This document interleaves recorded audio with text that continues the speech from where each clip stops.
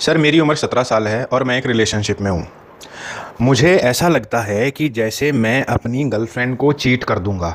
किसी भी लड़की को मैं देखता हूँ, मुझे वो अच्छी लगने लग जाती है। मुझे अपनी गर्लफ्रेंड भी बहुत अच्छी लगती है, मैं उसके साथ शादी करना चाहता हूँ। लेकिन जब भी मैं किसी लड़की को देखता हूँ जो कि अच्छे कपड़े पहन के और अच्छी फिगर होती है, तो मैं उसे देख के उसकी तरफ आकर्षित महसूस करता हूँ और चाहता हूँ उसको अपनी गर्लफ्रेंड बना लूँ। और इस किस्म की सोच, इस किस्म के विचार बार-बार आते हैं, जिससे मुझे लगता है कि एक दिन शायद मैं अपनी गर्लफ्रेंड को छोड़ दूँगा या धोखा दे दूँगा। लेकिन मैं उसको छोड़ना नहीं चाहता, धोखा देना नहीं चाहता। तो मैं ये पूछना चाहता हूँ कि मेरे दिमाग में इस किस्म के सवाल, इस किस्म के ख़्याल क्यों आते हैं और इस किस्म के ख़्यालों को मैं कैसे कंट्रोल करूँ? मैं चाहता नहीं हूँ, लेकिन मेरे दिमाग में आते हैं। तो प्लीज़ बताएँ, मैं क्या करूँ? ये जो आपने मुझे अपनी स्टोरी बताई या कहानी बताई, इसमें मेरे को ओसीडी के लक्षण दिख रहे हैं, क्योंकि आप जो चीज़ नहीं चाहते उसके आपके दिमाग में ख़्याल बहुत ज़बरदस्त तरीके से आ रहे हैं। जैसे कुछ लोग, एक आपको छोटा-सा एग्ज़ाम्पल दूँगा मैं, जैसे कोई प्रेग्नेंट औरत है या कोई औरत है, उसका छोटा बच्चा है सपोज़, और वो घर में अकेली है। तो उसको ऐसा लगता है कि अगर वो रसोई में गई, तो रसोई में पड़ा होता है चाकू। तो वो कहीं चाकू उठा के उस बच्चे पे अटैक ना कर दे, हमला ना कर दे। ऐसा वो करना नहीं चाहती, वो उसका ही बच्चा है, वो उसको बहुत प्यार करती है, उसने उसको जन्म दिया है। लेकिन उसके दिमाग में ये विचार बहुत ज़बरदस्त तरीके से आता है, कहीं वो चाकू से उस बच्चे को कोई चोट या नुकसान ना पहुंचा दे। और वो ख़्याल इतने ज़बरदस्त तरीके से आता है कि वो रसोई में जाने की हिम्मत ही नहीं जुटा पाती और वो उस बच्चे के साथ अकेले में रहने से भी डरने लग जाती है। ऐसे ही विचार पेडोफाइल ओसीडी में भी आते हैं, जहाँ पे एक आदमी है, वो किसी बच्चे के साथ या लड़की के साथ या लड़के के साथ अकेले नहीं रहना चाहती एक ही जगह पे, क्योंकि उनको लगता है कि क्या पता वो इसके साथ कुछ गलत काम कर दें। वो ऐसा नहीं कि वो करना चाहते हैं, लेकिन विचार इतने ज़बरदस्त तरीके से आता है दिमाग में, उनको लगता है कि कहीं उनसे हो ना जाए। वो करना नहीं चाहते, पर उनको लगता है कहीं गलती से ना हो जाए, इस वजह से वो उस सिचुएशन को ही अवॉइड करने लग जाते हैं। ये सब होता है ओसीडी में। बड़ी बड़ी मुसीबत है ओसीडी, बड़ी बुरी बीमारी है ओसीडी। लोगों को लगता है OCD is all about cleaning, साफ़ सफाई कर दिया, परफेक्शन। इस ये नहीं होती है ओसीडी। ये बहुत ही लोअर लेवल या स्मॉल लेवल है ओसीडी का, कि आप साफ़ सफाई में बहुत दिलचस्पी रखते हो, आप परफेक्शनिस्ट हो। ये नहीं है ओसीडी। ये जो है, ये बहुत बिगिनर लेवल कह सकते हैं, लोअर लेवल। ख़तरनाक लेवल तो मैंने आपको ये जो बताया ये है, इससे भी ख़तरनाक लेवल होते हैं। जैसे लोग हाथ धोते हैं, उनको लगता है कि हाथ धोने के बाद जब जाएंगे तो उनको लगता है कि नहीं यार, साफ़ नहीं हुए ठीक से, वो फिर धोएंगे। और फिर वो कितनी कितनी देर हाथ ही धोते रहते हैं। उनका जो ब्रेन है वो एक्नॉलेज, वो रजिस्टर ही नहीं करता है कि हाथ धो लिए गए हैं। बहुत ज़बरदस्त मुसीबत है। जो लोग ओसीडी से पीड़ित हैं, वो बस सारी ज़िंदगी यही करते रह जाते हैं या दवाइयाँ खाने लग जाएंगे। मैं ऐसे लोगों को भी जानता हूँ जिन्होंने दवाइयाँ खाई, दवाइयाँ खाने के बाद फिर दवाइयों का असर भी होना बंद हो जाता है। ओसीडी तो ठीक नहीं होता है, उनको दवाइयों की आदत और लग जाती है।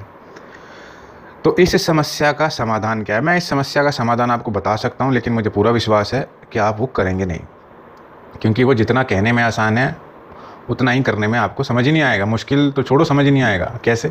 अब मैं ये कहूँगा कि आपको इस विचार पे ध्यान ही नहीं देना है। आप कहोगे अरे क्या बात कर दी, ध्यान नहीं देना मतलब क्या? हमारा दिमाग ख़राब हो जाता है और आप कहते हो ध्यान ही मत दो। देखो, इसका उपाय ही यही है और इसका कोई उपाय है ही नहीं। जैसे आप सड़क पे जाते हो, आप काफ़ी सारे आवारा कुत्ते होते हैं, वो आपको देख के भौंकते हैं। अब आपके ऊपर है कि आप कैसे रिएक्ट करो। सपोज़ आप गाड़ी में जा रहे हो, कार में जा रहे हो, आप बिल्कुल सेफ़ हो, आपके पास आपको कोई ख़तरा नहीं है। अब कुत्ते भौंक रहे हैं, अब आप अननेसेसरीली डर जाओ या कुछ रिएक्शन दो, उसका क्या फ़ायदा है? आपको अच्छे से पता है कि वो आपका कुछ बिगाड़ नहीं सकते। यही होता है ओसीडी। ये थॉट है, आपको भी पता है आप कॉन्शियसली कुछ नहीं करोगे। अगर आप कुछ भी करोगे तो कॉन्शियसली ही करोगे, माइंडफुली ही करोगे। सब कॉन्शियसली नशे या नींद में तो नहीं करोगे ना। लेकिन आप इतने ज़्यादा ओवर थिंकिंग करते हो तो आपको लगता है कि शायद आप कर दोगे, लेकिन ऐसा होता नहीं है। रियल में जो ओसीडी से पीड़ित लोग होते हैं, वो बहुत ज़्यादा केयरफुल होते हैं और वो गलती से भी गलती नहीं करते हैं। मैंने ऐसा देखा है लोगों में। वो एक एक चीज़ को इतनी बार देखते हैं, इतनी बार चेकिंग करते हैं, गलती की तो संभावना ही ख़त्म हो जाती है। गलती से भी गलती नहीं होती है।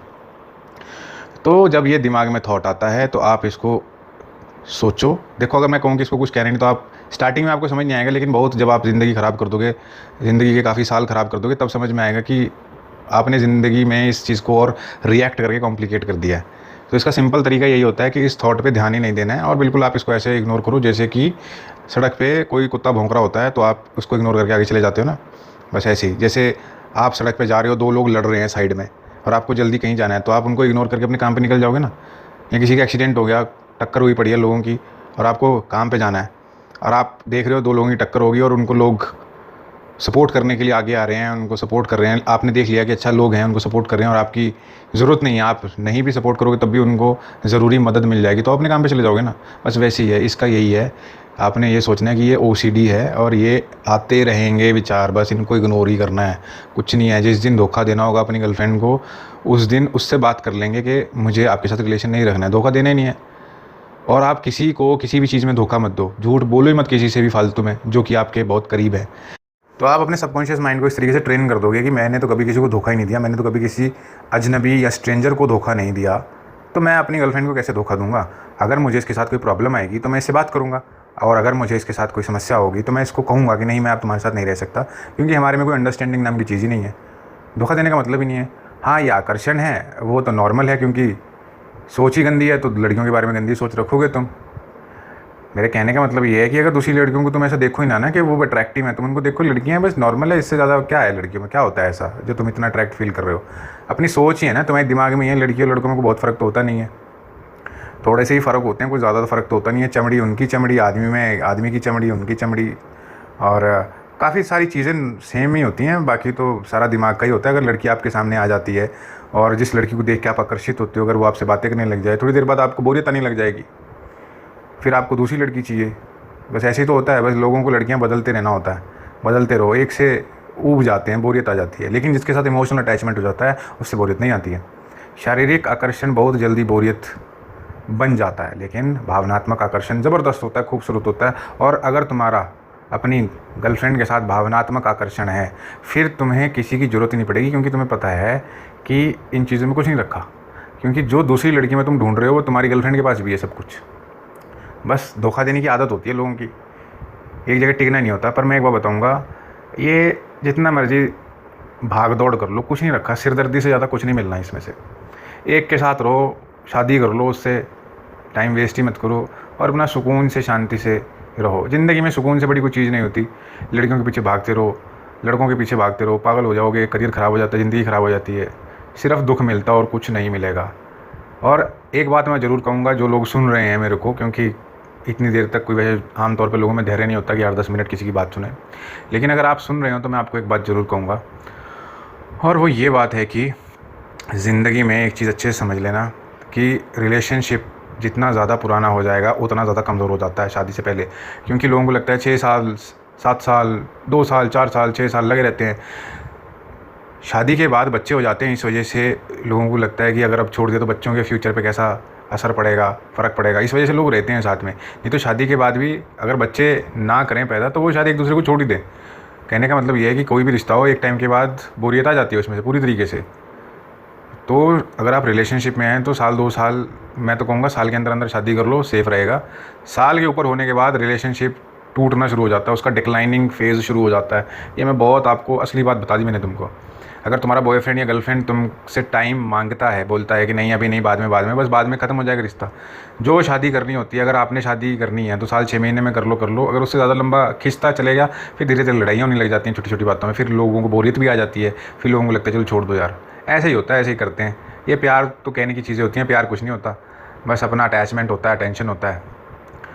और एक टाइम के बाद लोग एक दूसरे को ईज़िली या लाइटली लेने लग जाते हैं, और उसके बाद फिर लोग थोड़ा सा एक दूसरे के प्रति केयरलेस हो जाते हैं, फीलिंग्स के प्रति केयरलेस हो जाते हैं, फिर बदतमीज़ी करने लग जाते हैं, फिर दूसरा टॉलरेट नहीं करता, फिर वो सोचता है कि यार छोड़ो ना, क्या करना है ऐसे रिश्ते का, बस रिश्ता ख़त्म। आपने जितना टाइम एनर्जी लगाया होता है सब वेस्ट हो जाता है। तो इससे बेटर है साल 6 महीने में शादी कर लो। और अगर नहीं करनी तो इस चक्कर में घुसो ही मत, ये सिर्फ़ और सिर्फ सिरदर्दी का काम है। ये लव जो होता है ना, रियल लव नहीं होता, ये सिर्फ फिजिकल अट्रैक्शन है। रियल लव तो चीज़ ही इमोशनल है, वो इमोशनल लेवल पे इन्वेस्टमेंट लोग नहीं करते हैं, वो अलग ही चीज़ है। वो तो आदमी करता ही तब है जब उसको समझ आ जाती है कि प्यार होता क्या, और उसको समझते समझते काफ़ी उम्र निकल जाती है, आदमी की जवानी निकल जाती है, तब समझ में आता है कि प्यार असल में होता क्या है। प्यार होता है वो चीज़ जब आप बस एक के साथ ही रहना चाहते हो, उससे अपने दिल की बातें करना चाहते हो, उससे अपने दुख दर्द शेयर करना चाहते हो, उसकी केयर करते हो, उसकी खुशी और दुख से आपको फ़र्क पड़ता है, वो होता है प्यार। और वो आप सबसे नहीं कर सकते, ये भी बात है, क्योंकि उसको टाइम देना पड़ता है, और आप कितने लोगों को टाइम दोगे। इन बातों पे थोड़ा ध्यान दें तो आपकी ज़िंदगी शांति और सुकून से भर जाएगी।